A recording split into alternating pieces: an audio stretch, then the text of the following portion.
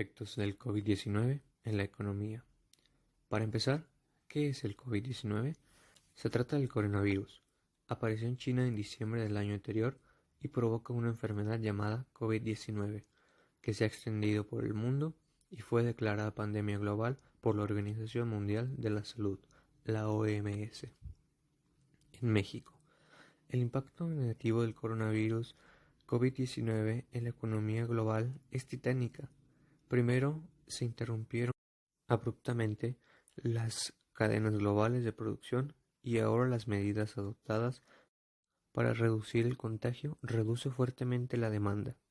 La combinación simultánea de estos dos choques en la oferta y la demanda globales de bienes y servicios es la que ha provocado el desplante de los mercados accionarios y del precio del petróleo. Para México aún es precipitado cuantificar el impacto en el crecimiento económico y el empleo de esta megacrisis. Aumento del dólar. El aumento del dólar hasta el día 22 de marzo superó el costo de los 25 pesos. La Bolsa Mexicana de Valores se desplomó, al igual que el mercado accionario de otros países. La rápida propagación del COVID-19 está provocando pánico en los mercados financieros, fuga de capitales, depreciación de la moneda perdiendo el valor frente a otras monedas, porque no solamente la mexicana, el euro perdió un 2.15% y el yen lo superó un 2.63%. Y esta creciente amenaza de recesión no ha sido solo en México, sino a nivel mundial. Esta pandemia, de acuerdo con la Organización para la Cooperación y el Desarrollo Económico, la OCDE, representa la mayor amenaza económica global desde la crisis financiera del 2008. Bajo costo del petróleo. Los precios mundiales del petróleo se desplomaron. Una de las razones es que la Organización de Países Exportadores de Petróleo, la OPEP, y Rusia protagonizaron una nueva disputa petrolera, y los temores provocados por el coronavirus llevaron a los inversionistas a refugiarse en activos como es el oro o el dólar. Después de haberse desplomado 25%, su mayor caída en casi 30 años, después del 17 de enero de 1991, al comienzo de la Guerra del Golfo. Los precios del petróleo subieron alrededor de 8% este martes 17 de marzo. Política monetaria. La pandemia del coronavirus está generando estragos en la economía global y en México no es la excepción. La perspectiva económica se ha revisado a la baja y muchos países están esperando medidas para reactivar la economía y proteger a las empresas y a los trabajadores. Se espera que la economía estadounidense se contraiga alrededor de un 15% en el segundo trimestre del año, que le implicaría una fuerte pérdida de empleos. Para México el panorama es algo similar. Así, Estados Unidos, entre otros países, han optado por bajar la tasa de intereses de mercado para incentivar a la demanda agregada. La Reserva Federal la redujo a un rango de 0 y 25%.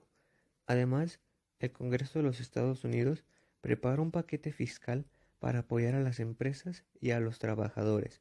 Estas medidas alentaron a los mercados financieros recientemente. En México, el Banco Nacional redujo de manera extraordinaria la tasa de interés objetivo, llevándola a un nivel de 6.5% anual, es decir, una reducción de 50 puntos base. Además, es probable que continúe con la política monetaria acomodaticia, esto debido a la debilidad de la demanda agregada, que está limitando el crecimiento de los precios al consumidor. Sin embargo, la autoridad monetaria enfrenta riesgos relevantes hacia el futuro, sobre todo en materia de inflación. La inflación durante la primera quincena de marzo se ubicó en 3.71% anual, que si bien la mantiene dentro del rango de variabilidad de Banxico, está cerca del techo a tolerancia. Al interior, la inflación de alimentos, bebida y tabaco se ubicó un 4.96%. Esto debido al incremento del IEPS a principios de año. Por el otro lado, destaca que la inflación no subyacente presentó una desaceleración por caída a los precios de la gasolina. Hacia un futuro existente riesgos hacia la inflación que podría limitar las acciones de política monetaria, el Banjico, primero, por la creciente depreciación del tipo de cambio que podría contaminar de manera importante a los precios al consumidor. Una gran parte de los bienes intermediarios del país provienen del extranjero. Segundo, por el deterioro de los precios del crudo que están presionando a las finanzas públicas del país en un entorno donde se espera una recaudación menor a la esperada por la debilidad de la demanda agregada. Así, es probable que sin una reforma fiscal, la calificadora decidan recortar la calificación crediticia a Pemex y al país, presionando aún más a la moneda. Así, de materializarse estos riesgos, la autoridad monetaria podría enfrentarse de nuevo con altos precios al consumidor y una contracción de la economía, es decir, estanflación. Es sumamente importante que el gobierno federal prepare un paquete fiscal para ayudar a las pymes, que son responsables de más del 70% de los empleos directos del país, a la política monetaria. Y bueno, en conclusión, el COVID-19 sí está afectando mucho a la economía nacional e internacional. Pero incluso varios bancos han mandado soluciones junto con algunos economistas. Por ejemplo, uno de ellos sería que si eres una persona que cuenta con un fondo de ahorros, sigas manteniéndolo y no te precipites en gastarlo en cosas innecesarias. En cambio, si eres una persona que no cuenta con un fondo, empieza a generar uno. El primer paso es generar un listado de los gastos fijos que cuentas y los gastos inevitables que también puedes generar.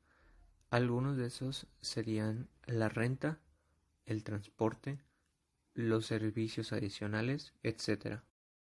El segundo paso son los gastos variables. Estos ya no son tan indispensables como los primeros, como por ejemplo puede ser salir a comer.